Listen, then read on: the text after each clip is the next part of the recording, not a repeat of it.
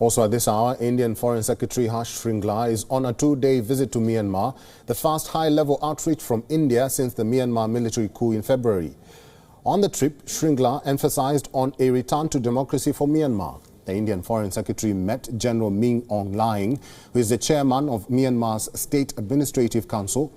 Min Aung Hlaing is the head of the Myanmar junta that seized power from the Aung San Suu Kyi government in February. He also met with members of the National League for Democracy, which is the party of Myanmar leader Aung San Suu Kyi.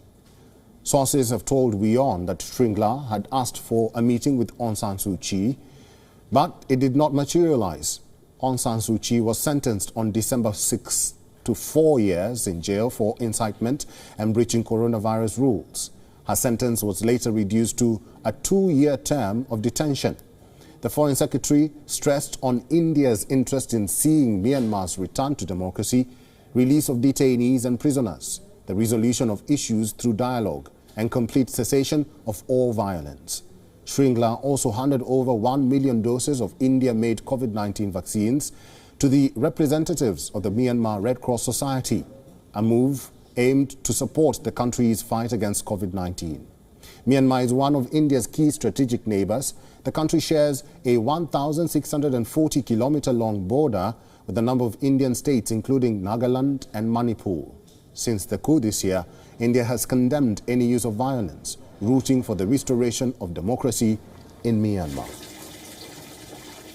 WION's principal diplomatic correspondent, Siddhant Sibal, has sent us this report from New Delhi. Take a look.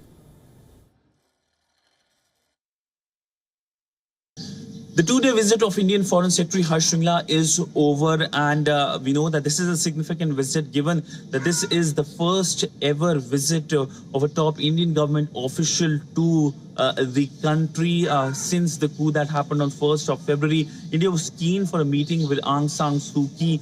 She, of course, was someone who had led the democratic transition in Myanmar in the first decade of this century. She was deposed by the military junta on 1st of February when the coup happened, but the meeting could not materialize because the military rulers were not keen for that meeting. India, of course, sharply reacted earlier this month when the verdict was announced against her, sentencing her for 4 years. The sentence has been reduced, but India has, in the statement, the strong statement, said that it was disturbed by the development.